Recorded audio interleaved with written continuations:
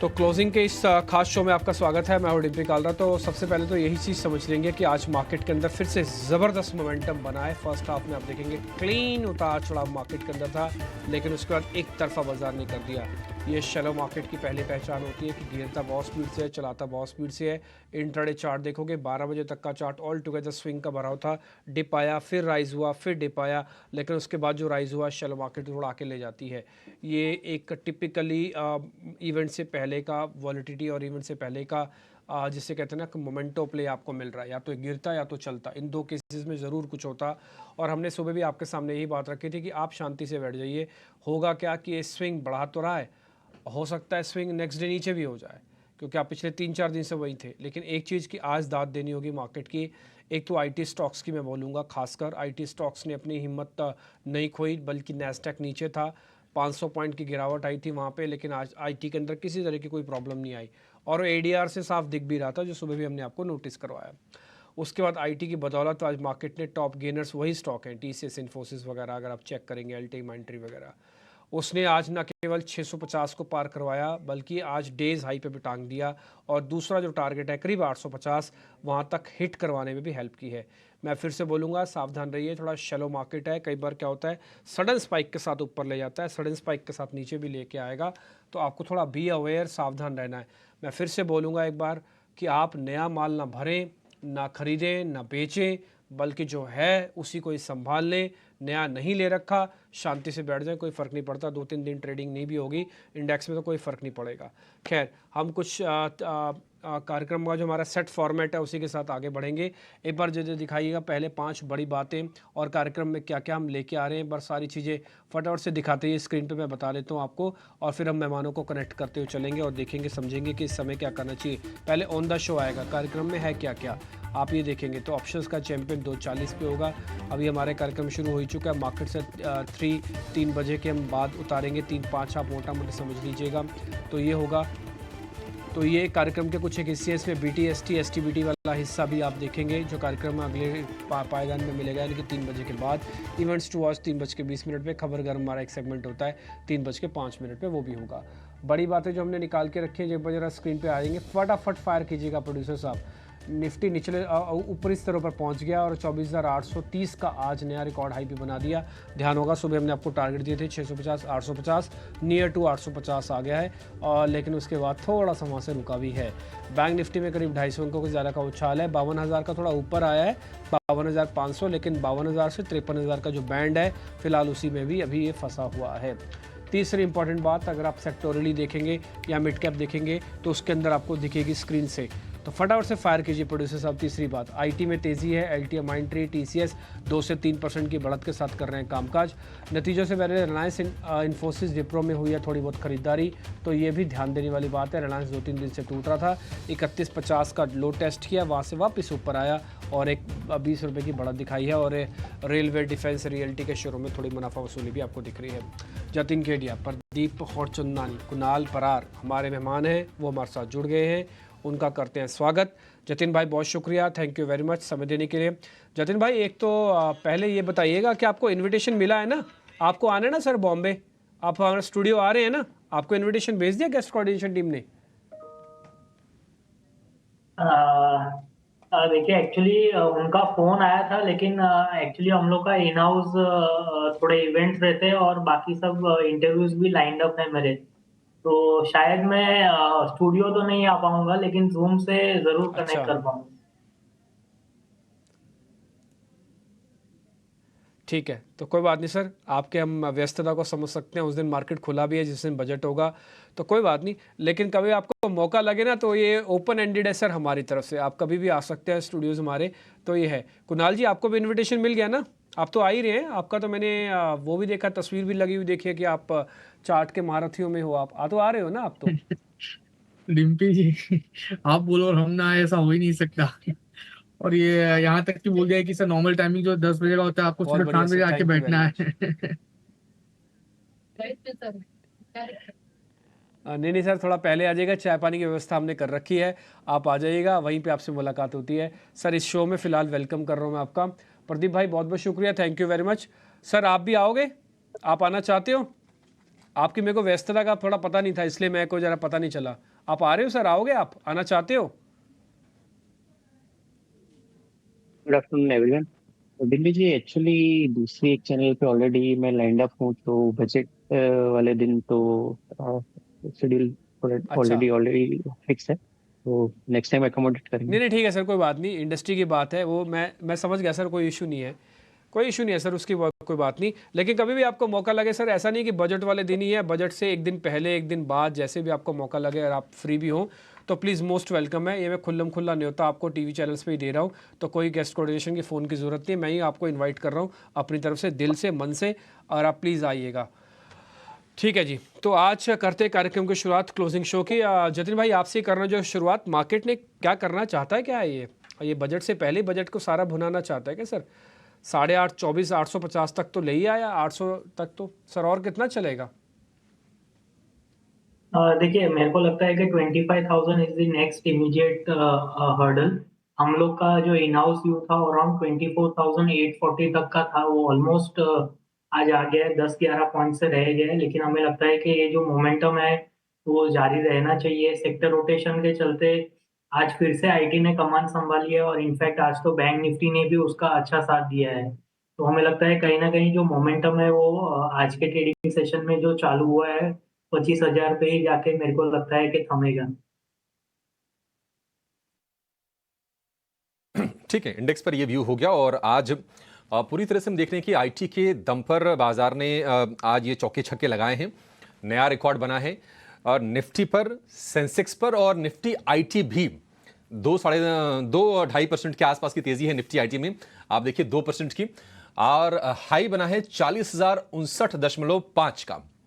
और इसके चलते ही बाजार में आप जो जोश देख रहे हैं ना, क्योंकि ये चर्चा की जा रही थी कि अगर यहां से बाजार को चलना है, क्योंकि बैंकिंग चल गए थे, फार्मा चल गए थे, कंजम्पशन वाले शेयर भी चले थे, वेट हो रहा था कि आईटी वाले भी चले, आईटी भी चले थे, बीच में थोड़ी सी चाल ढीली पड़ी, फिर से आज बढ़िया रफ्तार है। तो चलिए काम करते हैं, फटाफट अपने एक्सपर्ट से ये समझ लेते हैं कि आपके लिए क्लोजिंग में कौन से सौदे करके पैसे कमाने के मौके बनेंगे, क्लोजिंग ट्रेड्स लेकर आएंगे।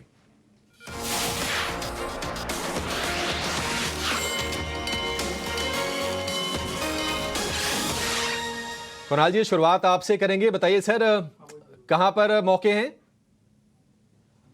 अभी तक जी 2 मौके जो हमने निकाले हैं, ढूंढे हैं ये मार्केट में, क्योंकि आप देखो तो मॉर्निंग में जहां पे हमें एक नेगेटिविटी मार्केट में देखने को मिली थी, अभी 200 पॉइंट ऊपर निफ्टी ट्रेड कर रहा है, और लाइकली चांसेस है कि बजट में जो एक्सपेक्टेशन है लोगों का कंप्लीट हो सकता है। तो आई थिंक आने वाले दिनों में अच्छी खासी मोमेंटम हमें देखने को मिल सकती है। 2 स्टॉक, सबसे पहला एमएनएम है।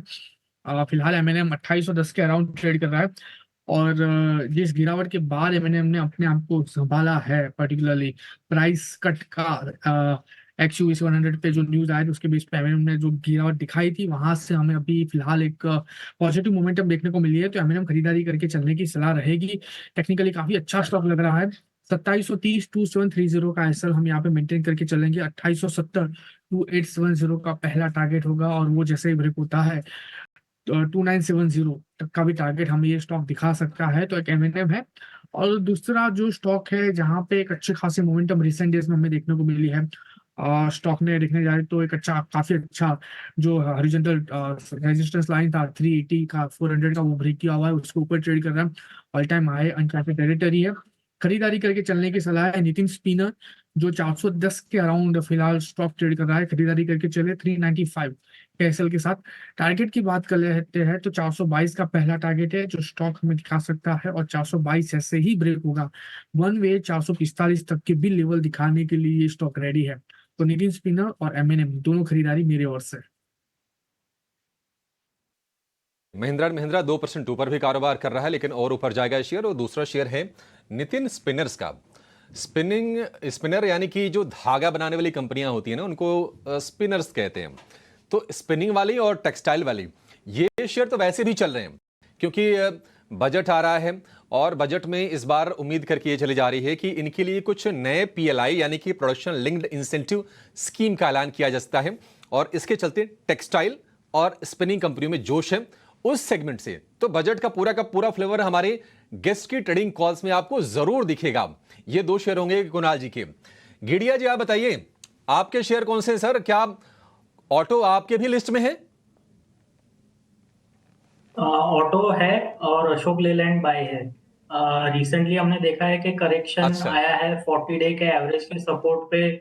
हमें बाइंग इंटरेस्ट देखने मिल रहा है, तो लॉन्ग साइड की तरफ अशोक लेलैंड बाय करने की सलाह रहेगी। स्टॉप लॉस रहेगा 224 का और टारगेट रहेंगे 239 और 245 के। जो दूसरा पिक होगा वो भारतीय एयरटेल में होगा। तो भारतीय एयरटेल में हमने देखा है कि एक शार्प रनअप के बाद 2 वीक का कंसोलिडेशन हुआ। वो कंसोलिडेशन कंप्लीट हो गया और एक next leg of the up move start हो गया है। तो भारतीय एयरटेल में लॉन्ग करने की सलाह रहेगी। स्टॉप लॉस रहेगा 1455 का और टारगेट रहेंगे 1536 के। ठीक है, भारतीय एयरटेल 1536 रुपए के टारगेट। और एजीआर के कैलकुलेशन पर जब से ये खबर आई है कि सुप्रीम कोर्ट सुनवाई करने को तैयार हो गया है, भारतीय एयरटेल में हम जोश देख रहे हैं। आज भी आपको ये शेयर 1.5-2% ऊपर दिखेगा। और उसके अलावा अशोक लेलैंड जो कि एक कंसोलिडेशन फेज में चल रहा था, अब ये चलेगा यहाँ से। टारगेट है 240 रुपए के आसपास की जतिन की तरफ से अशोक लेलैंड को लेकर। ठीक है, ये दो बढ़िया शेयर 239 और 245 के टारगेट है अशोक लेलैंड के लिए। 224 रुपए पर आपको स्टॉप लॉस लगा के चलना है। शेयर फिलहाल ये फ्लैट कारोबार कर रहा है, तो बढ़िया है, गेंस के साथ नहीं है, आपको मौके मिलेंगे इसमें ठीक ठाक प्रॉफिट कमाने के। प्रदीप जी, आपके शेयर कौन से हैं सर? मेरी तरफ से दो बाय रिकमेंडेशन है। पहला जो स्टॉक है वो जेके पेपर है। ट्यूसडे के सेशन में अर्ली चार्ट से एक स्ट्रॉन्ग ब्रेकआउट कंफर्म हुआ था। रिसेंटली ये स्टॉक ऊपर से करेक्ट हुआ है और 20 डीएमए का सपोर्ट लेके बढ़ रहा है। आज शुरुआती कारोबार में मिड के स्मॉल के स्टॉक्स में जो करेक्शन आया उसके साथ इसमें भी एक स्टीप करेक्शन आया था। और अर्ली चार्ट्स पे 34 की एवरेज का सपोर्ट लेके ये वापस से रिबाउंड हो रहा है। ओवरऑल सेटअप काफी एंकरेजिंग है। 580 के करंट रेट पे इसको ऐड करना चाहेंगे। 557 का स्टॉप लॉस रहेगा और 611 के टारगेट रहेंगे। दूसरा जो स्टॉक है अपोलो टायर है। अपोलो टायर में एक flag and pull and flag pattern formation का ब्रेकआउट मंडे के सेशन में कंफर्म हुआ था और वहां से ये कुछ ज्यादा नहीं बढ़ा है। तो मेरे हिसाब से इसमें काफी हेडरूम है, कंसिडरिंग ये पैटर्न काफी बुलिश है। 550 के करंट रेट पे इसको जोड़ना चाहेंगे। 530 का स्टॉप लॉस रहेगा, 585 के टारगेट रहेंगे।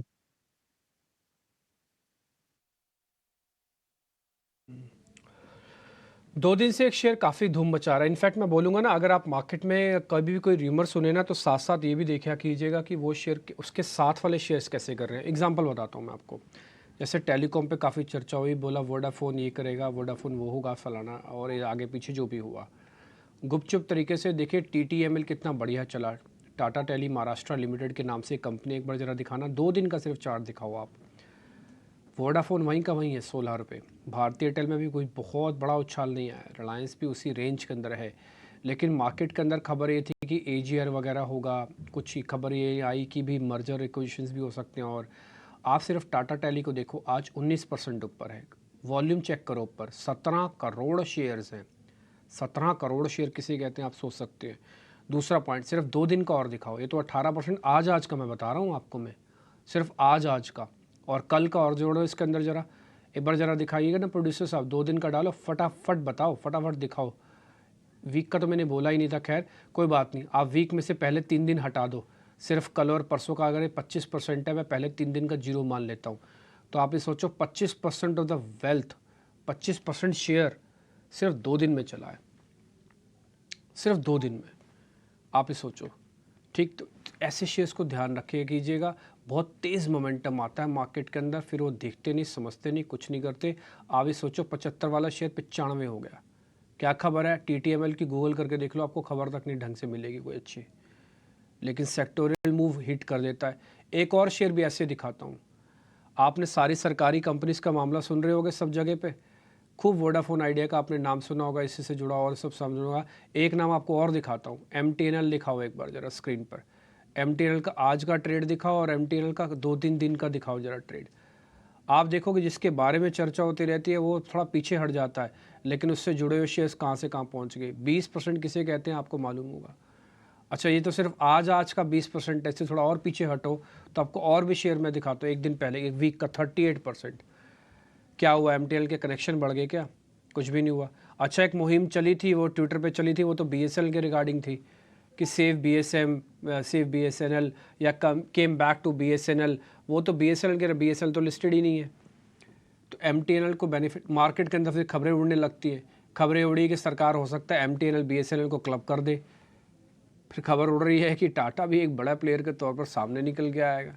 तो आप ये देखो टेलीकॉम में जो हुआ, जो बड़े प्लेयर हैं वो जस के तस खड़े हैं, लेकिन उसके साथ से जो र्यूमर फैला या खबरें फैल रही सिस्टम में, वो दो शेयरों को कैसे चला सकते, एक 25% चला, एक 38% चला। कुणाल परार, एक बार आपकी रिकमेंडेशन, 25% 2-3 दिन में चल जाना बहुत होता है या फिर ये ब्रेकआउट माना जाएगा TTML का, और MTNL के अंदर 38% इस हफ्ते के अंदर आ गया और चलेगा, या फिर अभी ये बहुत हो गया? जी, आपने दोनों स्टॉक की बात की। दोनों स्टॉक एक्चुअली हमारे सिस्टम में आए थे ब्रेकआउट के तौर पे, एंड जो मोमेंटम दोनों स्टॉक ने दिखाई है बहुत ही बढ़िया मोमेंटम है। TTML की बात करें 97 के लेवल पे है, यहाँ से और भी अच्छी खासी मोमेंटम स्टॉक दिखा सकता है। 107 का टारगेट है जो स्टॉक टच कर सकता है, और 107 का टारगेट भी अगर स्टॉक टच करता है और इसका भी अगर ब्रेकआउट देता है तो आप वीकली चार्ट देख सकते हो, बहुत ही अट्रैक्टिव लग रहा है। इसके ऊपर तकरीबन स्टॉक में 121 135 तक की भी लेवल दिखाने के लिए रेडी है, लेकिन फिलहाल हम छोटे टारगेट के लिए ही जाएंगे क्योंकि एक वन वे रैली हमें काउंटर में देखने को मिली है। तो नई खरीदारी करके चलने की सलाह तो बिल्कुल नहीं रहेगी क्योंकि रिस्क रिवॉर्ड फिलहाल उतना फेवरेबल नहीं होगा। लेकिन अगर हमारे दर्शक मित्र में से किसी के पोर्टफोलियो में अगर ये स्टॉक है या तो कि इन्होंने खरीदा है, तो मैं कहूंगा कि एक बार होल्ड करके रखिए। जो वॉल्यूम क्रिएट हुआ है उसके बेस पे 105 107 तक का टारगेट TTML में हमें देखने को मिल सकता है। और सामने अगर मैं MTNL की बात करूं तो जिस हिसाब से ये स्टॉक ट्रेड कर रहा है, एक्चुअली डिम्पी जी इसने मंथली चार्ट पे देखने जाए तो अच्छा खासा ब्रेकआउट दिया हुआ है। दो कंफर्म नहीं हुआ है लेकिन ये कंफर्म होगा, मुझे ऐसा लग रहा है। 54-55 के लेवल का ब्रेकआउट था एंड स्टॉक अभी चल रहा है 64 के लेवल पे। आप बोल सकते हो राउंडिंग बॉटम फॉर्मेशन का ब्रेकआउट स्टॉक ने दिया हुआ है, कंफर्मेशन बाकी है। बट जिस हिसाब से स्टॉक ट्रेड कर रहा है ऊपरी लेवल पे 73, और 73 जैसे ही क्रॉस होता है 93 तक के भी लेवल ये स्टॉक दिखाने के लिए रेडी है। सो इन दोनों स्टॉक में नई खरीदारी करके चलने की सलाह बिल्कुल नहीं है, लेकिन है तो होल्ड करके चलने की सलाह है।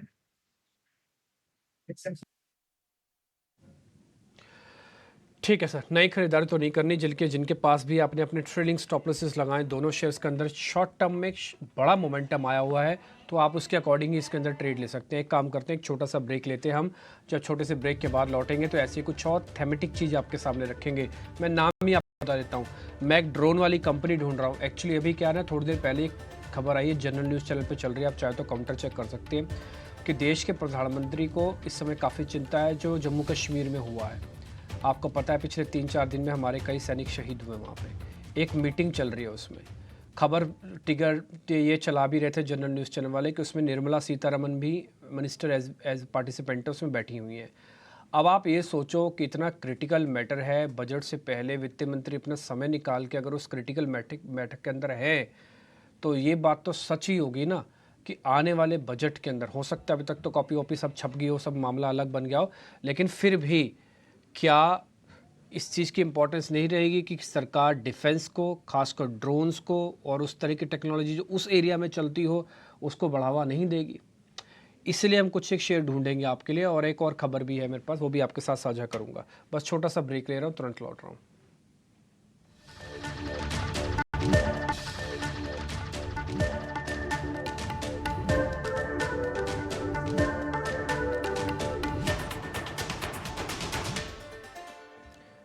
ब्रेक पर एक बार फिर आपका स्वागत है। करीब 200 पॉइंट की बढ़त के साथ निफ्टी आज 24,800 पे चल रहा है। रिकॉर्ड लेवल्स भी हैं, ना केवल रिकॉर्ड लेवल्स हैं बल्कि ये मार्केट के मोमेंटो को भी दर्शा रहा है। थोड़ा शैलो मार्केट बहुत तेज़ी से चलता भी है तो कुछ ऐसा हो रहा है, जबकि इंडिया वेक्स पे बड़ा हुआ है 2.5%, वो तो चलिए ठीक है, सामने इवेंट भी है, लेकिन फिर भी आज मार्केट की काफ़ी तारीफ़ करनी होगी, उसने बहुत स्पीड से काम किया है।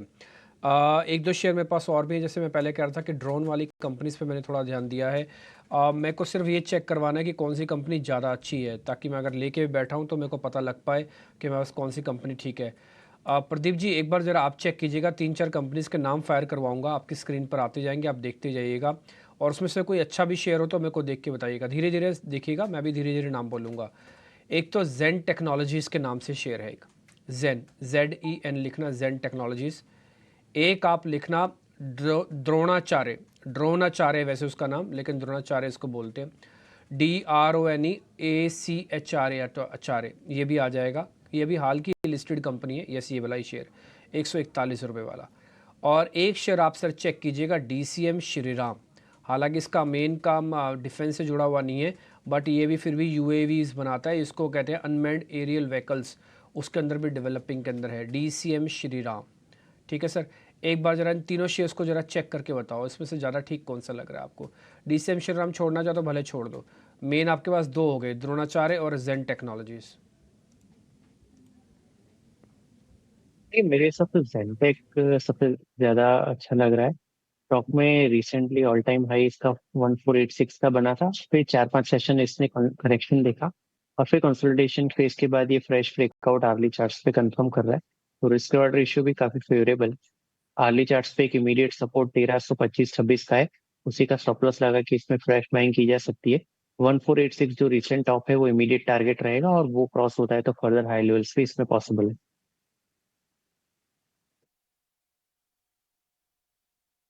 डन। खैर, हम अभी आपको सामने वो भी नंबर्स भी रखेंगे जो रिलायंस के नतीजे आने वाले हैं, उससे पहले क्या उसका अनुमान लगाया जाए, ये नंबर्स भी आपके सामने उतारेंगे। लेकिन आप एक काम कीजिए, पहले एक ऑप्शन का चैंपियन है और अवनी भट्ट का ऑप्शन का चैंपियन, वो हमको बताने जा रही हैं। आइए पहले उनका स्वागत करते हैं, फिर हम जानेंगे रिलायंस के नंबर्स कैसे आएंगे। लेके आइए ऑप्शंस का चैंपियन।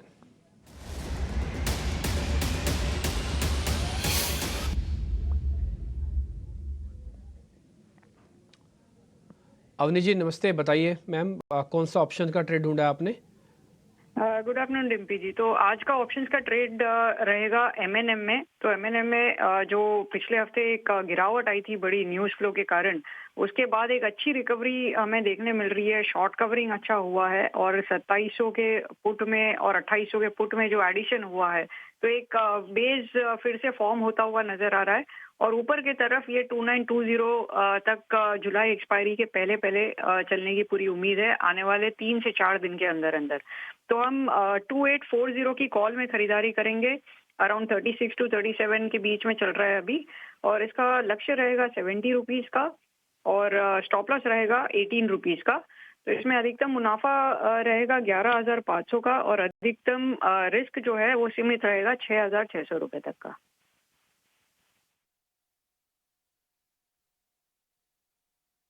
एक ट्रेड आपके सामने हो गया। M&M की कॉल है 2840 की कॉल, और लेवल्स आपकी स्क्रीन पे लिखे हुए हैं। आप इसको 25 तारीख तक रख पाएंगे। आज 18 तारीख, 19 का ट्रेडिंग है, 20-21 की छुट्टी है, 22, 23, 24, 25 तक का आपके पास होगा। तो 5-6 दिन में आप फ्री हो जाओगे। 11,000 रुपये तक का प्रॉफिट आएगा, 6,000 तक का लॉस आएगा अगर SL कटा तो, स्टॉप लॉस कटा। और ध्यान रखिएगा स्टॉप लॉस लिए रिग्रेसली लगाइएगा। ये 18 रुपये में कहीं सो मत चाहिए, कैसे मत भूलने कि 18 ठीक है छोड़ दो, लगाए कौन लगाए स्टॉप लॉस। अपन सिर्फ टारगेट के साथ ही चलते हैं, पूरे पैसे चले जाते हैं, एक एक दिन में चले जाते हैं। थोड़ा ध्यान रखिएगा, इसलिए आपको रिग्रेसली स्टॉप लॉस लगाना होगा, तभी ये रेशियो फिट बैठेगा 11/6 वाला, नहीं तो फिर ख़राब हो जाएगा। ठीक है अवनी, बहुत शुक्रिया, थैंक यू वेरी मच ये बताने के लिए। M&M का ट्रेड। एक काम और कर लेते हैं, इसी तरह से कुछ एक और सौदे भी जरा चेक करवा लेते हैं। मैं जल्दी से एक दो ट्रेड मेरे पास और है वो पता कर लेता हूँ मैं। आज जहाँ पे फ्रेश लॉन्ग पोजीशंस बनी है, इंडिया सीमेंट का कमाल का चला है 7% ऊपर। सुबह सुबह नोटिस हुआ, बिल्डअप चेक करो, आप देख के हैरानी हो जाएगी इंडिया सीमेंट के। इंडस टावर ये भी अच्छा चला है। TCS की भी अच्छी आज ओपनिंग वो हुई है, उसके बाद से बढ़िया ये स्टॉक चला है। एक शेयर मेरी लिस्ट में हो रहा है मुथूट फाइनेंस। प्राइस एक्शन नहीं आया बट बिल्डअप अच्छा आ चुका है। एक बार आप चेक करेंगे, किन से चेक? कुणाल जी से कराते हैं। कुणाल जी जरा चेक करना मुथूट फाइनेंस। सर 1900 के लेवल पे मुथूट फाइनेंस ट्रेड कर रहा है। 1.1% आज स्टॉक ऊपर है। अगर मैं चार्ट की बात करता हूं तो जिस हिसाब से अभी स्टॉक ट्रेड कर रहा है, ब्रेकआउट भी स्टॉक पे हमें देखने को मिला है, अनचार्टेड टेरिटरी में है। सो बहुत ही बढ़िया मोमेंटम यहाँ से हमें पर्टिकुलर स्टॉक में देखने को मिल सकती है। मेरा जो नजरिया है ये स्टॉक में वो खरीदारी करके चलने का ही है। नीचे लोअर लेवल पे 1760 का हम यहाँ पे SL बना के चलेंगे। अभी 1855 के अराउंड स्टॉक ट्रेड कर रहा है, खरीदारी करके चले। सबसे पहला छोटा सा टारगेट है जो इसका एक हिडन रेजिस्टेंस है 1930 का। लेकिन जैसे ही 1930 ब्रेक करेगा सर, ये 2050 से लेके 2140 तक के लेवल दिखाने के लिए रेडी है। यानी आप कह सकते हो कि 11 से लेके 15% का भी रिटर्न ये स्टॉक यहाँ से हमें दिखा सकता है। तो खरीदारी करके चलने की सलाह है 1760 के SL के साथ। कर लीजिए। ठीक है, 1760 रुपए का स्टॉप लॉस होगा मुथूट फाइनेंस के लिए। 1856 रुपए पर ये ट्रेड कर रहा है। हालांकि ऊपरी स्तरों से थोड़ी थोड़ी नीचे आए हैं जरूर स्टॉक, लेकिन फिर भी तेजी बरकरार है। टाटा कम्युनिकेशंस के नतीजे आ गए हैं। अब ये जो शेयर है काफ़ी वोलेटाइल रहा है इस साल की अगर बात करें तो, लेकिन एबिडा करीब करीब 6.5% बढ़ा है, 1124 करोड़ रुपए पर आया है। और अगर हम आय की बात करें तो उसमें 1% के आसपास की कमी है, 5,633 करोड़ रुपए। टाटा कम्युनिकेशंस जिसका पहले नाम था VSNL, विदेश संचार निगम लिमिटेड, और ये जो कंपनी है ये डेटा सेंटर के बिजनेस में मुख्यतः ऑपरेट करती है। ये इसका जो लैंड मर्जर था आपको याद होगा, उसको अलग कर दिया गया था, हेमिस्फेयर प्रॉपर्टीज के नाम से वो भी लिस्टेड है। लेकिन Tata communications mixed set of numbers हैं। एक बार जरा इस पर राय भी ले लेते हैं। जतिन, टाटा कम्युनिकेशन कोई एक्शन बनता हुआ आपको दिख रहा है क्या शेयर में? है उसके कारण वॉलेटिलिटी एकदम से बढ़ गई है, लेकिन हमें लगता है कि ओवरऑल अगर जो चार्ट स्ट्रक्चर देखूं मैं तो 1825 से लेके 1900 ये रेंज में 75 पॉइंट्स की रेंज में ट्रेड कर रहा है पिछले 5 हफ्तों से। तो हमें लगता है कि जब तक ये 1900 के ऊपर ब्रेकआउट नहीं देता तो तब तक ये कंसोलिडेशन में कंटिन्यू रहेगा। 1900 के ऊपर डेफिनेटली एक शार्प अपमूव हमें देखने मिल सकता है, लेकिन करंट स्तरों पे कोई सेटअप नहीं है। अबाव 1900 हमें लगता है कि एक ब्रेकआउट की संभावना बनती है, एक शार्प अपमूव की संभावना बनती है। 1900 रुपए के ऊपर ही ब्रेकआउट आएगा, वो कंफर्मेशन आ जाएगा, उसके बाद ही आपको कुछ करना है। फिर से हम आपको व्यू दे देंगे तब किसी और एक्सपर्ट के जरिए। लेकिन एक्शन हो कहां पर रहा है बाजार में, ये जानते हैं और लेकर आते हैं मार्केट एट 3।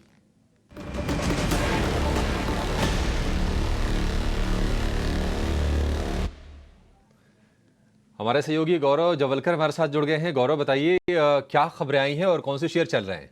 जी हाँ, तो आज सबसे पहले शुरुआत करते हैं न्यूजेन सॉफ्टवेयर के साथ, क्योंकि इस कंपनी की तरफ से कहीं पे एक वीक अपडेट हमें देखने को मिला था Q1 का। अगर हम रेवेन्यू की बात करें तो कहीं पे 16% से गिरा है। अगर हम प्रॉफिटेबिलिटी की बात करें तो वहाँ पे एक 50% का फॉल सिक्वेंशियल बेसिस पे हमें देखने को मिला था।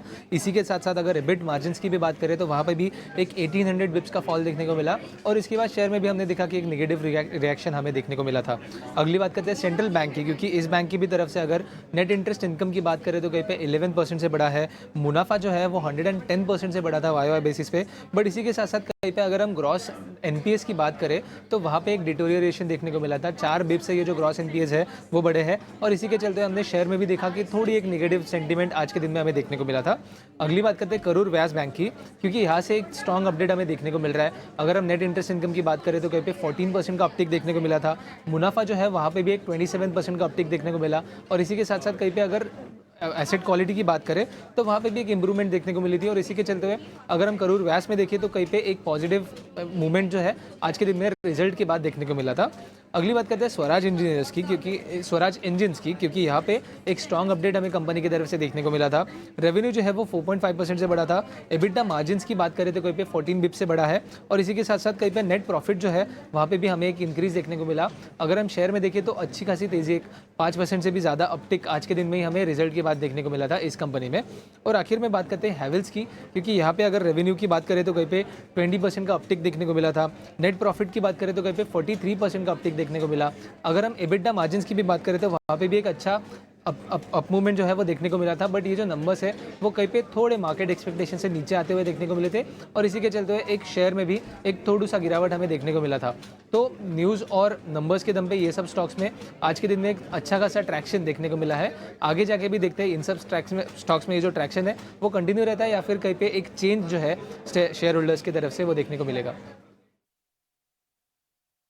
ठीक है, ये 5 शेयर और सभी के सभी शेयरों में आप एक्शन देख भी रहे हैं। हैवेल्स वैसे तो प्राइमा फेसी नंबर ठीक दिख रहे हैं कि 43% मुनाफा बढ़ गया। हालांकि गौरव ये बता रहे हैं कि अनुमान से भी कम था। कितनी उम्मीद थी भाई हैवेल्स? हालांकि 4-5 सत्र से लगातार ये शेयर फिसल रहा है। इसको देखकर जरा आप बताइए कुणाल जी, हैवेल्स यहाँ से क्या और गिरेगा?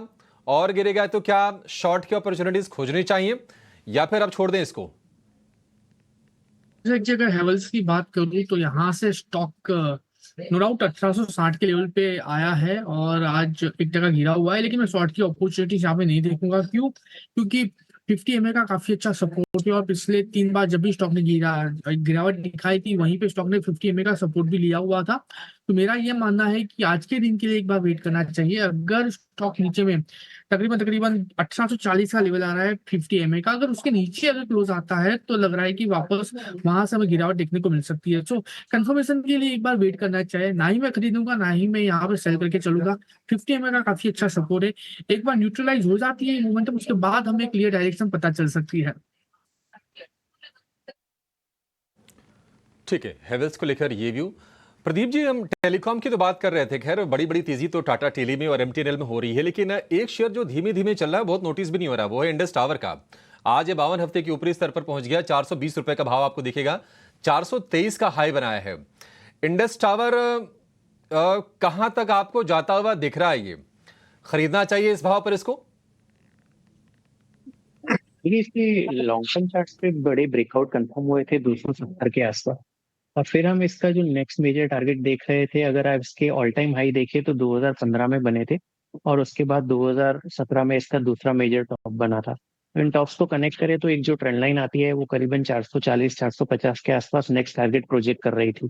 तो ऑलरेडी ये आज करीबन 423 का हाई बना चुका है। हमारे हिसाब से 440-450 के आसपास के नेक्स्ट टारगेट के लिए ये आगे बढ़ रहा है। फॉर द टाइमिंग हम इसको ट्रेलिंग स्टॉप लॉस के साथ होल्ड करने की एडवाइस दे रहे हैं। और ऑन द लोअर साइड आज की अपमूव के बाद जो सपोर्ट आ गया है वो करीबन 400 के आसपास आ गया अर्ली चार्ट्स पे, तो इसी के स्टॉप लॉस के साथ इसमें पॉजिटिव व्यू होल्ड करेंगे। ठीक है, इंडस टावर को लेकर ये व्यू। अच्छा, एफएमसीजी में हम देख रहे हैं कि जिन कंपनीज का रूरल प्रेजेंस अच्छा है, यानी कि ग्रामीण इलाकों में जिनकी पैठ अच्छी है, वहां पर तेजी लगातार बनी हुई है। डाबर भी आज रेकमेंड हो रहा था, इसकी भी रूरल प्रेजेंस काफी अच्छी है।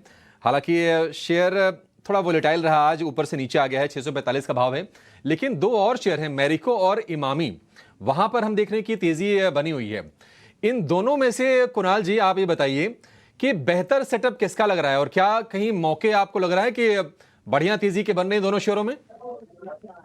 सबसे पहले मैरिको की बात कर लेते हैं और डेफिनेटली अभिषेक जी मैरिको यहाँ से बहुत ही बढ़िया लग रहा है। आप देखो 685 के लेवल पे है, रिसेंट डेज में 667 का जो टॉप बनाया था उसके ऊपर स्टॉक ट्रेड कर रहा है। अनचार्टेड टेरिटरी में स्टॉक आ गया है, वॉल्यूम भी बहुत ही बढ़िया वॉल्यूम क्रिएट हुए हैं ये स्टॉक में। तो मैं मानूंगा कि मैरिको के ऊपर फोकस करके चलना चाहिए।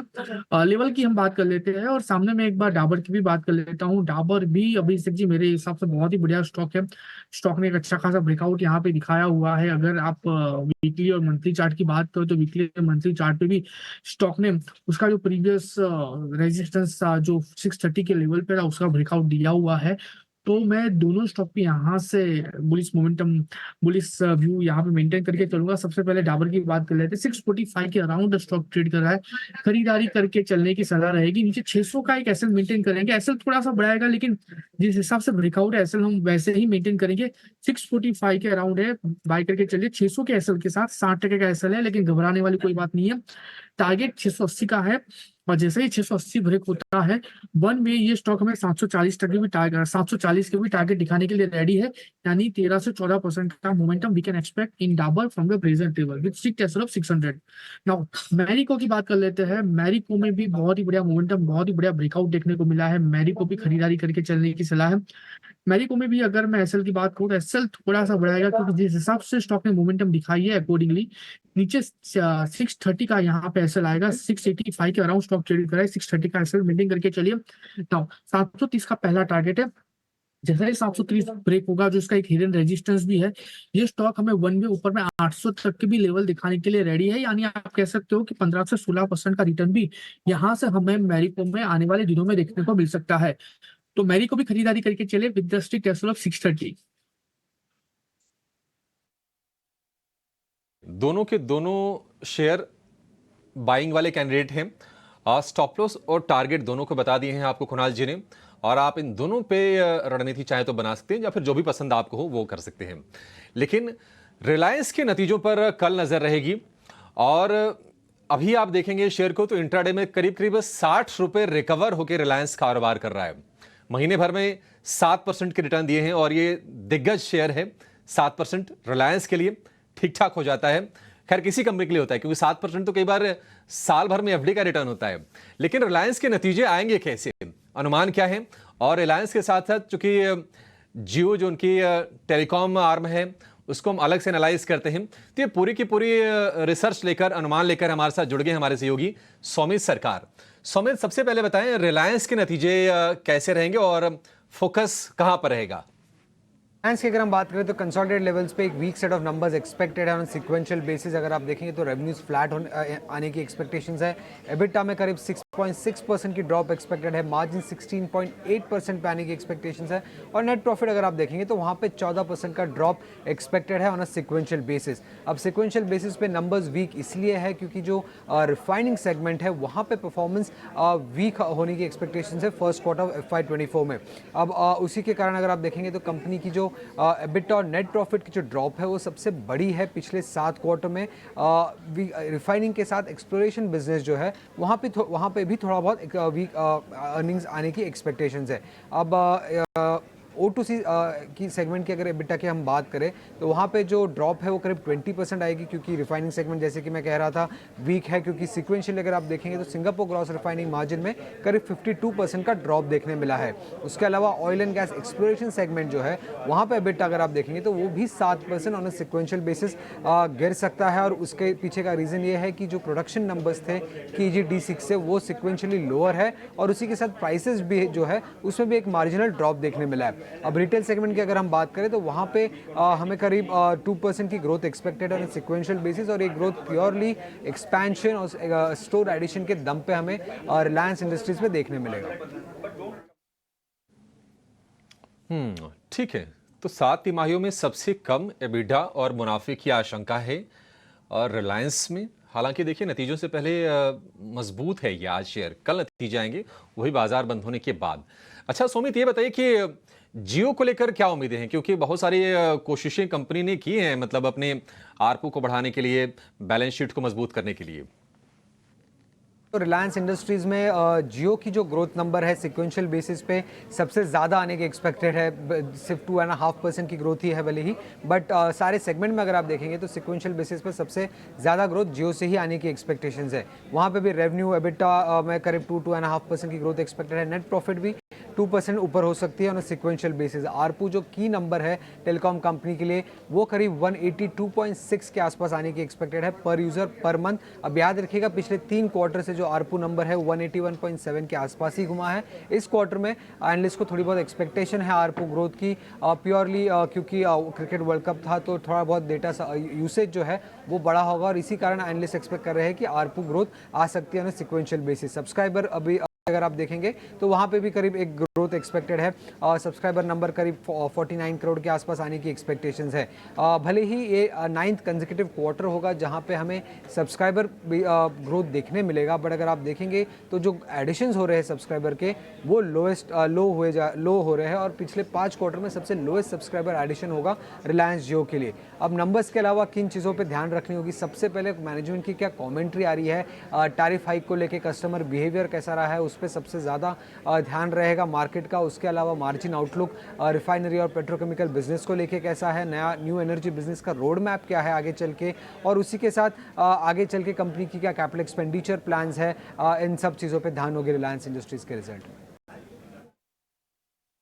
ठीक है, परफेक्ट, बहुत शुक्रिया सौमित, बहुत ही बारीकी से सारे के सारे आंकड़ों को डिसाइफर करके क्लियरली सामने रखने के लिए और बताने के लिए कि नंबर्स आएंगे कैसे। हमारे साथ हैं हेमांग जानी, दिग्गज फंडामेंटल एक्सपर्ट हैं।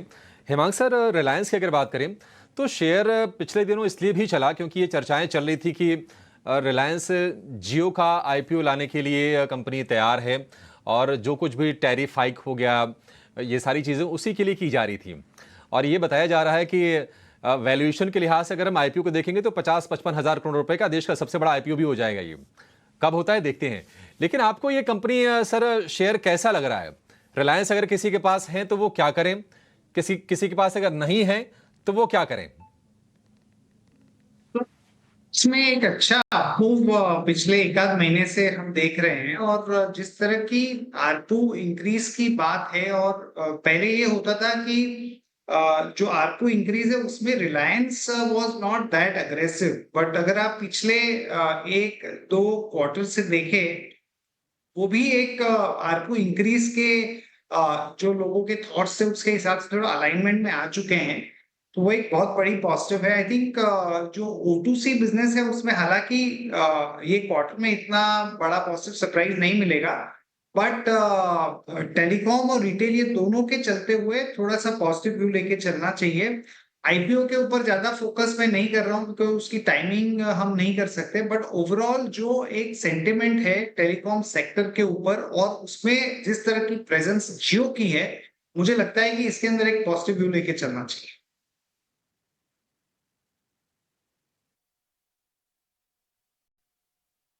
पॉजिटिव लेके चलना चाहिए। अभी तो कंपनी अलग हुई नहीं है और खास मार्केट में खबर चल भी रही है कि इस साल हो सकता है शायद हो जाए, अभी तक तो नहीं हुआ। देखते हैं क्या होता है, कल तो नंबर्स ही होंगे फिर। देखते हैं, आगे बढ़ते हैं फिर से। इस बीच अगर आप देखेंगे HDFC बैंक में आज खास रिकवरी नहीं आई। ये 6 रुपये की गिरावट के साथ अभी भी ट्रेड कर रहा है। 1600 को किसी तरह से बचाने की कोशिश कर रहा है। चांसेस कितने हैं कि 1600 तोड़ देगा? कुणाल जी एक बार चेक करेंगे आप। वेल, HDFC बैंक की बात करें जिस हिसाब से फिलहाल स्टॉक ट्रेड कर रहा है एंड जो लेवल पे ट्रेड कर रहा है, 1600 ब्रेक करने के चांसेस बहुत ही कम है डिम्पी जी। 1614 के अराउंड स्टॉक ट्रेड कर रहा है और 1600 ब्रेक करने के चांसेस कम है क्योंकि पहले भी 1600 का रेजिस्टेंस फेस किया था एंड जैसे ही वो रेजिस्टेंस क्रॉस किया स्टॉक ने वन वे हमें 1794 तक की मोमेंटम दिखाई है। तो मेरा मानना यहाँ पे है कि यहाँ पे पोजीशन बना के चलने की सलाह मेरी रहेगी क्योंकि स्टॉक ने वापस से खरीदारी करके चलने का मौका जो इन्वेस्टर है, जो ट्रेडर है, उन लोगों को दिया हुआ है। तो मैं मानूंगा कि यहाँ पे अगर 1600 तक का गिरावट आता है, रिसेंट लेवल से भी खरीदारी करके चल सकते हैं और 1600 तक की गिरावट आती है तो भी खरीदारी करके चल सकते हैं। लोअर लेवल में मैं कहूंगा 1570 1570 का कैसे मेंटेन करके, क्योंकि वहां पे एक अच्छा खासा सपोर्ट भी आ रहा है 50 एंड 100 का। बाउंस बैक के एक्सपेक्टेशन की बात कर सकते हैं, व्यू हम रख सकते हैं 1680 और वो जैसे ही ब्रेक होता है 1720 तक का। तो डेफिनेटली डिम्पी जी खरीदारी करके चलने की सलाह है 1600 तक के लेवल तक। बहुत ही अच्छे बाउंस बैक हम यहाँ पे HDFC बैंक में देखने को मिल सकते हैं। HDFC आएगा तो 53,000 बैंक निफ्टी ज़रूर लगा देगा और उसकी ज़रूरत तो पड़ेगी, इसलिए रिस्क रिवॉर्ड ठीक है। कुणाल जी कह रहे हैं कि 1670 तक आ सकता है, हेल्प हो जाएगी इससे। एक शेयर जो मैंने अभी आपको नोटिस कराया था, एक में सर्किट लगा था, दूसरे में नहीं, दूसरे में भी लग गया। अब TTML और MTNL आपको दोनों दिखाए थे। MTNL में सर्किट था 20% का, TTML पे भी लग गया 20% का सर्किट, वो भी 97.58 का सर्किट था, वो भी लग गया। तो टेलीकॉम की 2 छोटी कंपनीज के अंदर आज सर्किट है और इनमें अगर आप गूगल करके ढूंढेंगे तो शायद करके आपको कोई न्यूज़ भी ना मिले। मेरे पास वो नहीं है, अगर किसी के पास हो तो वो ज़रूर बता सकता है। मेरे को ट्वीट कर दे, वैसे ही बता दे, व्हाट्सअप लिख दे, चैनल को बता दे, जैसे भी ठीक लगे उसको बता दे, लेकिन हमारे पास कोई न्यूज़ नहीं है सच। तो दोनों शेयर्स में टाटा टेली और MTNL दोनों के अंदर ही आज अपर सर्किट्स है और यहाँ पे आपको स्क्रीन पे देख पा रहे होंगे। बजट से पहले ही 24,800 के आसपास हम आके ट्रेड कर रहे हैं, यानी कि नियर टू 25,000 हैं। सिर्फ 200 पॉइंट की दूरी है करीब करीब 25,000 से। तो बजट से पहले के 25,000 एक वाइब बन के आया है स्क्रीन पर आपकी। मेरे को लगता है कि 2 दिन के सेशन में 200 पॉइंट निफ्टी को पाना कोई बहुत बड़ा काम नहीं है, हो सकता है लग भी जाए, इसकी प्रबल दावेदारी है। ठीक है, 2 पॉइंट और हैं, 2 सेगमेंट और हैं। एक पे मैं अपने सहयोगी पूजा त्रिपाठी को जोड़ रहा हूँ जो कि गोल्ड फाइनेंस वाली कंपनीज़ हैं। एक बार ज़रा पता कर लेते हैं पूरा मामला क्या है। गोल्ड फाइनेंस में जेफरीज की जो रिपोर्ट आई उसमें क्या लिखा गया था, क्या बात बोली गई है, पहले पूजा से समझते हैं, फिर जी एंटरटेनमेंट में भी बातचीत होगी। पूजा जी बताइए प्लीज़। जी, आज गोल्ड फाइनेंस कंपनियां फोकस में रहेंगी। मणप्पुरम, मुथूट जैसी कंपनियों पर आप नज़र रखिए। यहाँ पर जेफरीज की कुछ पॉजिटिव रिपोर्ट्स आ रही हैं। बढ़ते हुए सोने के जो भाव हैं उसके चलते इन कंपनियों को फ़ायदा मिलेगा। मुथूट फाइनेंस पर खरीदारी की राय वो देख रहे हैं 2220 के लक्ष्य के लिए और मणप्पुरम फाइनेंस पर भी खरीदारी की सलाह वो दे रहे हैं 270 के लक्ष्य के लिए। इनका कहना है कि सोने के भाव में बढ़ोतरी से फ़ायदा मिलेगा, लेकिन इनका जो पोर्टफोलियो है वो डाइवर्सिफाई भी है तो उसका भी यहाँ पर फ़ायदा मिलता हुआ दिखाई देगा। इसके अलावा अगर एसेट क्वालिटी की बात करें तो उसका भी रिस्क कम है, नतीजों में आगे सुधार होने की संभावना है और ये जो बढ़त हो रही है उसका फ़ायदा सबसे ज़्यादा मुथूट फाइनेंस को मिलेगा क्योंकि मुथूट फाइनेंस का काफ़ी एक्सपोजर, करीब 80% से ज़्यादा का एक्सपोजर जो है वो गोल्ड लोन बिजनेस में है। इस वजह से मुथूट फाइनेंस को काफ़ी ज़्यादा फ़ायदा मिलेगा और मनप्पुरम को इनके सस्ते वैल्यूएशंस के चलते आगे फ़ायदा मिल सकता है। तो ये कुछ पॉजिटिव रिपोर्ट्स आई है गोल्ड फाइनेंस कंपनियों पर, इन पर आप नज़र रखिए। ठीक है, बहुत शुक्रिया जेफरीज की रिपोर्ट आपने डिटेल में हमको बता दी, इनका फ़ायदा मिलेगा। थोड़ी देर पहले मुथूट के बारे में ही चर्चा कर रहे थे और एक्सपर्ट्स बता भी रहे थे कि हाँ इसमें बाइंग आ सकती है। मनप्पुरम तो ऑलरेडी चल रहा है, 3-3.5% है, मुथूट भी चल सकता है। एक काम और करते हैं, जी के अंदर आज गिरावट आई है, FCCB के जरिए 2000 करोड़ रुपये जुटाने के बावजूद भी गिरावट है। पूरा माजरा क्या है समझ लेते हैं अपने सहयोगी शरद से। शरद जी आप भी बता दीजिए, फिर डिस्कशन शुरू करेंगे। जी बिल्कुल, जी के बारे में बात करें तो पूंजी जुटाने की अनाउंसमेंट तो ज़रूर आ गई थी, 2000 करोड़ का पूंजी जुटाने का था, लेकिन बाज़ार में जो है एक्सपेक्टेशन थी कि कोई बड़ा कॉन्ग्लोमरेट का नाम आएगा इनके फंड रेस पे, पर यहाँ पे सिर्फ जो है फॉरेन फंड हाउसेस का नाम आया है। इसके अलावा जब पूंजी जुटाते तो इक्विटी डाइल्यूशन का भी एक इम्पैक्ट रहता है और इस पूंजी का वो करेंगे क्या उसका क्लैरिटी अभी तक आया नहीं है। अब ऑफकोर्स कंपनी जो है अपनी स्टेटमेंट देगी, कमेंट्री देगी, तब ज़्यादा ज़रूरी पता चलेगा, Q1 नंबर्स भी आएंगे। CLSA की भी राय हम पढ़ लेते हैं। 1200 करोड़ का जो ये बड़ा कैश रिजर्व और कैपेक्स का ज़रूरत है अब वो भी ख़त्म हो चुका है। OTT प्लेटफॉर्म ZEE5 में जो निवेश का दौर था, जो कैपिटल इंटेंसिव निवेश था, वो भी ख़त्म हो चुका है और उन्होंने ये भी कहा है कि जो वर्किंग कैपिटल की ज़रूरत थी वो कंपनी भी हासिल कर चुकी है। तो ये फंड रेज आया है, इसका यूज़ क्या होगा उस पर सवाल ऑफकोर्स आ रहा है। और याद रखिए जो रिलायंस वॉल्ट डिज्नी का भी JV हुआ है उसके कारण सेक्टर में ऑलरेडी कंपटीशन आ चुका है। जी में याद रखिए प्रमोटर का होल्डिंग सिर्फ 4% का है, तो ऑफकोर्स ये एक ओवरहैंग ज़रूर रहेगा, इसके तो चिंताएं बने रहेंगी। और सोनी के साथ मर्जर के डील के बाद स्टॉक में जो गिरावट भी आया है, तो ऑफकोर्स कुछ पॉजिटिव्स भी हैं, कुछ नेगेटिव्स भी है, लेकिन आगे जाते हुए इस फंड रेज का क्या होगा ये पता नहीं है बाज़ार को। और ऑफकोर्स इसके कारण भी जो है ये गिरावट स्टॉक में देखने मिल रही है क्योंकि बड़े कॉन्ग्लोमरेट्स के नाम का एक्सपेक्टेशन था स्ट्रीट का, वो नहीं आया है। जी की पूंजी जुटाने की प्लान क्या ये मैं आपको बता देता हूँ। देखा जाए तो 2000 करोड़ FCCB के जरिए जो है रेस करेंगे, 10 साल का ये टोटल रहेगा और ये फॉरेन की जो है करेंसी कन्वर्टेबल बॉन्ड्स होती है और इन कंपनी के FCCBs का जो इश्यू का फ्लोर प्राइस है 152 रुपीज़ रखा गया है। निवेशक को जो है 160 रुपये के भाव पे जो है मिलने वाला इक्विटी जब वो कन्वर्ट करते हैं। और जी के जो किसी करेगी जो प्राइवेट प्लेसमेंट उसमें जो है ऑफकोर्स देख सकते हैं जो 3 नाम आ रहे हैं, रेजेंस opportunity fund, St John's Wood fund और एम्बुलेंस जो ग्लोबल फंड है, ये उनको लेके अपॉर्चुनिटीज़ फंड्स आ रहे हैं। तो ये 3 अहम जो है फॉरेन के फंड्स हैं और ये बड़े दिग्गज कॉन्ग्लोमरेट नहीं है। जी के CLSA की राय पे उन्होंने होल्डिंग रखा अभी का राय का लक्ष्य 150 रुपये का रखा है। और अगर हम बता दें जी का जो चाल ढाल हुआ है जब से उनकी जो मर्जर की बात होनी थी वो नहीं हुई है, वहाँ से टॉप से तो स्टॉक 50% से ज़्यादा गिर चुका है, 5 साल में भी 60% से डाउन है, 6 महीना में 40% से गिरा और आज दिन के ट्रेड में भी भारी गिरावट आया है, ऑलमोस्ट 8% का गिरावट देखने मिल रहा है। तो ये है पूरे जी का लेखा जोखा और इसके कारण जो है जी में गिरावट आज देखने मिला है। ठीक है, जी के शेयर में 8% की गिरावट और गिरावट की वजह यह है कि कंपनी पूंजी जुटा तो रही है, लेकिन किस लिए जुटा रही है, क्या ज़रूरतें हैं, क्योंकि कैश रिजर्व भी है, मेजर जो क्षमता विस्तार है कैपेक्स है या फिर उनका जो OTT प्लेटफॉर्म है ZEE5 उसको लेकर कर चुकी है। तो ये कहने के जो सवाल है परेशान कर रहा है कि आखिर ज़रूरत क्या है, क्यों जुटा रहे हैं, वो भी FCCB के ज़रिए जहाँ पर कूपन रेट 5% का है और वो इक्विटी में यानी कि स्टेक में कन्वर्टिबल होगा वो अगर इसका ये पेमेंट नहीं कर पाते हैं तो। खैर चलिए आगे बढ़ेंगे और 3:25 पर हो गए हैं। फटाफट पता करते हैं क्या कुछ BTST या फिर STBT ट्रेड्स हैं क्या। कुणाल जी शुरुआत आपसे करेंगे, कुछ बाजार में आपने आइडेंटिफाई किया है? अभिषेक जी एक स्टॉक है जहाँ पे मेरी नज़र सुबह से है, अवंती फीड करके। आप देखो स्टॉक कभी 613 के लेवल पे ट्रेड कर रहा है, खरीदारी करके चलने की सलाह रहेगी। बहुत ही बढ़िया सपोर्ट स्टॉक को लो लेवल पे मिला हुआ है 580 के लेवल पे एंड पहले भी स्टॉक ने सेम लेवल का रेजिस्टेंस फेस किया था, तो 580 के एसएल के साथ अवंती फीड यहाँ पे खरीदारी करके चलने की सलाह रहेगी। 613 पे है, 580 का एसएल मेंटेन करके चलेंगे।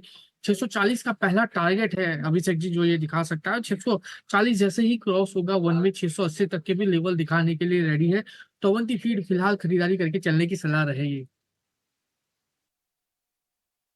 अवंती फीड्स 640 रुपए के टारगेट, और हम आपको लगातार ये हाईलाइट करके बता भी रहे हैं कि बजट में जो एक्वा कल्चर से जुड़े जो स्टॉक्स हैं वो आप फोकस में रख के चलिए। अवंती फीड्स ये उसी सेगमेंट की कंपनी है। अभी थोड़ी देर पहले हम एक स्पेशल शो कर रहे थे आज, और उसमें विनीत बोलिंजकर ने ये बताया कि वाटर बेस भी एक शेयर ऐसा है जो आपको बजट के लिहाज से खरीद के रखना चाहिए, और वो भी बेनिफिशियरी होगा। अवंती फीड्स देखिए, मतलब क्या कमाल का होता है ना कि कई बार सेक्टर सेम होता है और टेक्निकल्स फंडामेंटल्स के जो विचार हैं बिल्कुल मैच कर जाते हैं। ये प्राइस एक्शन के लिहाज से आप ये शेयर देख सकते हैं। वाटर बेस आज देखिए करीब 6% ऊपर ये शेयर कारोबार कर रहा है। अवंती फीड्स में आपके लिए ये सलाह कुणाल जी की तरफ से। जतिन, आपका कोई शेयर?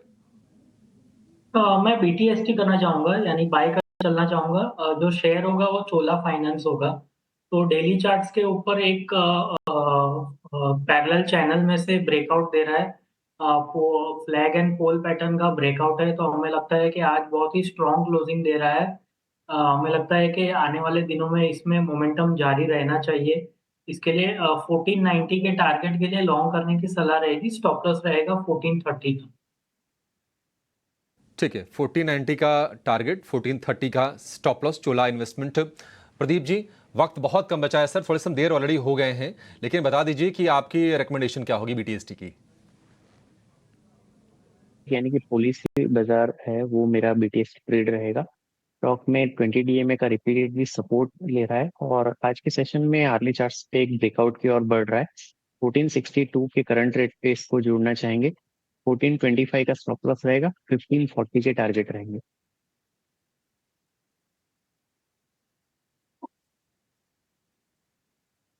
ठीक है, तो मार्केट के अंदर आज की क्लोजिंग की तरफ हम बढ़ रहे हैं। सिर्फ 2 मिनट का समय रह गया अब क्लोजिंग की तरफ का। ज़्यादा स्टॉक्स लीजिएगा नहीं, वैसे भी आपको पता है कल फ्राइडे का सेशन है। आज बढ़त है मार्केट के अंदर, और हम ऑलरेडी 24,800 तक तो पहुंच गए हैं। 25,000 से तो हम बहुत ज़्यादा दूर भी नहीं अभी, तो हो सकता है 2 दिन में 25,000 भी लग जाए बजट से पहले, लेकिन उसके बाद बजट को बहुत अच्छा करके दिखाना होगा, क्योंकि ऑलरेडी सारी अच्छी खबरें बजट के अंदर डिस्काउंट्स होती जा रही है। आप इसी से अंदाज़ा लगा लीजिए कि फियर इंडेक्स हल्का सा बड़ा है ना, 1% 1.25%, और मार्केट भी बढ़ रहा है। ये थोड़ा रेयर होता है। खैर, आपको अलग अलग स्टॉक्स ध्यान रखने होंगे। कुछ नंबर्स भी आएंगे, इंपॉर्टेंट नंबर्स हैं, उनकी अपनी वेटेज भी है। जैसे इन्फोसिस और रिलायंस दोनों अपने नंबर उतारेगा तो उनकी अपनी वेटेज हो गई, तो वेटेज भी काम आ जाएगी। तीसरी इंपॉर्टेंट बात है जो मार्केट के अंदर, वो है एफआईज का फ्लो कम तो हो नहीं रहा, 80% के आसपास टिका हुआ है। हमने कई दिन से नोटिस करा रहे हैं, और आज का मूवमेंट देखने के बाद लग रहा है शायद 82-83 हो गया होगा। एक और चीज़ है, अभी भी जो चीज़ बहुत अच्छे से हो रही है वो हो रही है सेक्टोरियल रोटेशन। इस लेवल पर भी कभी आईटी आ रहा है तो कभी कुछ और स्टॉक्स आ रहे हैं, कभी कुछ और आ रहे हैं, तो आप वो चीज़ अभी भी नोटिस कर रहे हैं। आज आप देखेंगे एडवांस डिक्लाइन ख़राब है। एडवांसेस में सिर्फ 750 शेयर हैं, डिक्लाइंस में 1706 शेयर हैं, लेकिन बाजार कहाँ पे बंद हो रहा है? रिकॉर्ड स्तरों पर। आप F&O का भी एक बार जरा एडवांस डिक्लाइन में आप चलो दिखाना, तो आप नहीं दिखा पाएंगे स्ट्रक्चर की वजह से, लेकिन मैं आपको बता देता हूँ। लॉन्ग 71 शेयर है, शॉर्ट 92 शेयर है, यानी कि जितनों में आज खरीदारी नहीं हुई उससे ज़्यादा शेयर्स में बिकवाली हुई है, लेकिन फिर भी मार्केट ऑल टाइम हाई है। ऐसा क्यों हो रहा है कि मार्केट ऑल टाइम हाई है, एडवांस डिक्लाइन ठीक नहीं है, सब कुछ ठीक नहीं, उसके बावजूद भी वजह वेटेज, वजह बड़े शेयरों के अंदर पार्टिसिपेशन, वजह कुछ एक थैमेटिक शेयर जिसकी मार्केट के अंदर बहुत स्ट्रॉन्ग वेटेज है उसका डेज हाई पे होना, या उसके अंदर पूरी तेज़ मोमेंटम आना। जैसे आपकी स्क्रीन पर भी प्रोड्यूसर साहब ने निफ्टी इंडेक्स फायर किया था, आईटी की कोई भी बड़ी कंपनी फायर कर लीजिए, हो रहा है। एक और चीज़, अब तक 2 बड़ी कंपनीज के नंबर, इनफैक्ट 3 के आ चुके हैं, तीनों ने कोई खास निराश नहीं किया है, TCS, एसएलटेक और LTI माइंडट्री। अब आ रहे हैं इन्फोसिस का नंबर, वो भी देख लीजिए। लेकिन इसके बावजूद आप देखेंगे कि यूएस में आईटी कंपनीज में क्रैक आया, नैस्डैक टूटा है, भारत की बाजार नहीं टूटे। ये डाइवर्जेंस भी नोटिस करने वाला है। सारी चीज़ें पॉइंट तो भी आप ओपन रखिए, और मैं फिर से आपको क्लियर कर देता हूँ, मार्केट के अंदर इंडाइसिस में बहुत बड़ा पैसा बनेगा, इसके चांसेस थोड़े कम लग रहे हैं। आप स्टॉक स्पेसिफिक काम कीजिए, आपको बहुत अच्छा ट्रेड मिल जाएगा। आप इन्फोसिस और TCS में काम करते तो ज़्यादा पैसे बनते बजाय निफ्टी और बैंक निफ्टी के मुकाबले। ठीक है जतिन भाई, बहुत शुक्रिया, थैंक यू वेरी मच, आज आपने टाइम निकाला, अच्छा लगा आपसे बातचीत करके। Pradeep ji thank you very much समय देने के लिए। कुणाल भाई बहुत शुक्रिया, थैंक यू वेरी मच, आज आपने टाइम निकाला। आप तीनों मेहमानों का बहुत बहुत शुक्रिया। कोई डिस्क्लोजर देना चाहेंगे? जतिन जी आपसे शुरू कर रहा हूँ, कोई बताएंगे? कोई डिस्क्लोजर है, जल्दी जल्दी बताते जाइएगा। जो भी स्टॉक्स में बातचीत की है उसमें मेरी पर्सनल कोई भी होल्डिंग नहीं है। क्लाइंट्स को शायद सजेशन दिया होगा. So please consult your financial advisor before acting on any suggestion. Thank you. ठीक है कुणाल जी, आपकी तरफ से जो भी स्टॉक में हमने फ्रेश रिकमेंडेशन दिया हुआ है वो स्टॉक में मेरी खुद की पर्सनल पोजीशन नहीं है, बट क्लाइंट वाइज पोजीशन ये स्टॉक में हो सकती है. ठीक है प्रदीप भाई, आप बताएंगे कोई डिस्क्लोजर? सेफ टू एज्यूम कि जो भी स्टॉक हमने डिस्कस किया उसमें हमारे क्लाइंट्स का और मेरा पर्सनल होल्डिंग भी हो सकता है. Thank you.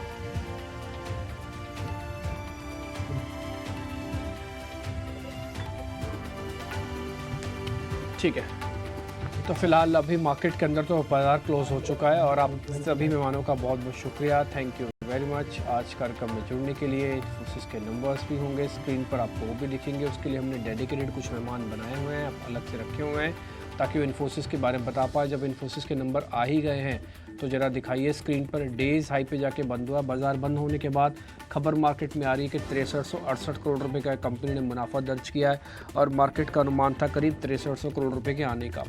जल्दी जल्दी दिखाते जाइए, टिकर बैंड के ज़रिए आपको पता लगेगा. और इसके अलावा जो रुपी टर्म्स में है वो भी आपको दिखेगा, कांस्टेंट करेंसी टर्म्स में भी दिखेगा. ध्यान रखिएगा ये एक कंपनी ऐसी भी जो आगे की गाइडेंस भी देती है, ठीक है ना. तो कांस्टेंट करेंसी में भी देगी, यानी कि डॉलर टर्म्स में भी देगी और रुपी में भी देगी. तो दोनों ही चीज़ों में देगी. कि फ़िलहाल जो मेरे पास जो नंबर्स आ रहे हैं वो प्रॉफिट के नंबर उम्मीद से कहीं अच्छे आए हैं और हो सकता है थोड़ा डिस्काउंटेड भी हो क्योंकि आज मार्केट बढ़िया चल भी रहा था. ठीक है, तो मुनाफा का नंबर आपकी स्क्रीन पर है. अभी कंसोलिडेटेड आय भी आ जाएगी, वो भी आप नोटिस कर लीजिएगा कंसोलिडेटेड आय इसकी क्या रहती है. तो फिलहाल आय जो मेरे पास आई है वो भी नंबर ज़्यादा है. 38,000 करोड़ प्लस आना चाहिए था, आया नंबर 39,000 करोड़ प्लस. तो 1,000 करोड़ प्लस तो आय के भी नंबर आए. और करीब यहाँ से अगर आप नंबर देखेंगे तो 6300 करोड़ आया, 6200 करोड़ प्लस की जगह 6300 प्लस करोड़ आए. तो दो नंबर्स ने एक्सपेक्टेशंस को बीट कर दिया.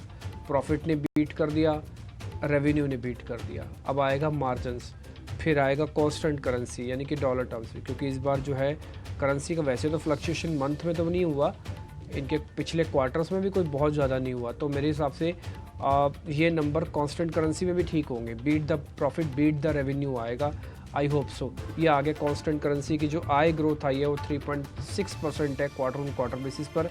दो ग्रोथ आती हैं फर्स्ट क्वार्टर में और फिर बाद में एनुअल ग्रोथ भी आएगी. तो एनुअल ग्रोथ आप ज़्यादा नोटिस ना कीजिए, फर्स्ट क्वार्टर की ग्रोथ ज़्यादा इंपॉर्टेंट होती है कि वहाँ पे ग्रोथ कैसी आई है. ये फर्स्ट क्वार्टर के नंबर हैं आईटी के. और एक और चीज़ इसके अंदर बिग विन ऑर्डर डील ये भी नोटिस कीजिएगा.